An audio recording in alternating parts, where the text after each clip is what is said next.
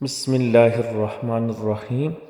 کسی باغ میں ایک کبوتر نے اپنا آشیانہ بنایا ہوا تھا جس میں وہ دن بھر اپنے بچوں کو دانہ چگاتا بچوں کے بالوں پر نکل رہے تھے۔ ایک دن کبوتر دانہ چونچ میں دبائے باہر سے آیا اور تو سارے بچوں نے انہیں تشویش سے بتایا کہ اب ہمارے آشیانے کی بربادی کا وقت آ گیا ہے۔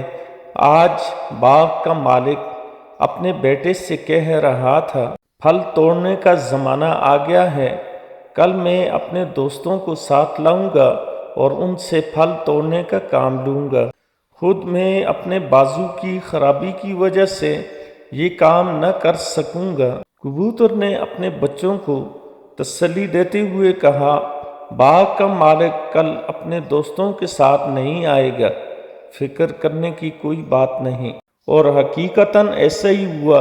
باغ کا مالک دوسرے روز اپنے دوستوں کے ہمراہ پھل توڑنے نہ آیا۔ کئی روز بعد باغ کا مالک اپنے بیٹے کے ساتھ باغ میں آیا اور کہنے لگا، میں اس دن پھل توڑنے نہ آ سکا کیونکہ میرے دوست وعدے کے باوجود نہ آئے، لیکن میرے دوبارہ کہنے پر انہوں نے پکا وعدہ کیا ہے کہ کل وہ ضرور آئیں گے اور پھل توڑنے باغ میں جائیں گے۔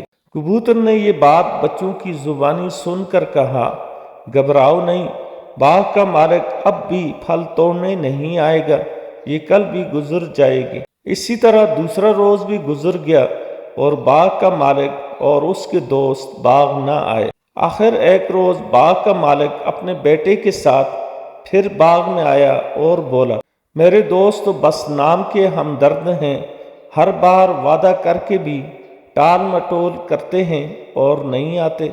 اب میں نے فیصلہ کیا ہے کہ ان پر بھروسہ کرنے کے بجائے اپنا کام میں خود کروں گا اور کل باغ سے پھل توڑ دوں گا۔ کبوتر نے یہ بات سن کر پریشانی سے کہا، بچوں، اب ہمیں اپنا ٹھکانہ کہیں اور تلاش کرنا چاہیے۔ باغ کا مالک کل یہاں ضرور آئے گا کیونکہ اس نے دوسروں پر بھروسہ کرنا چھوڑ دیا ہے۔ حاصل کلام، دوسروں پر بھروسہ ہمیشہ نقصان کا باعث بنتا ہے، اپنا کام خود کرنا چاہیے۔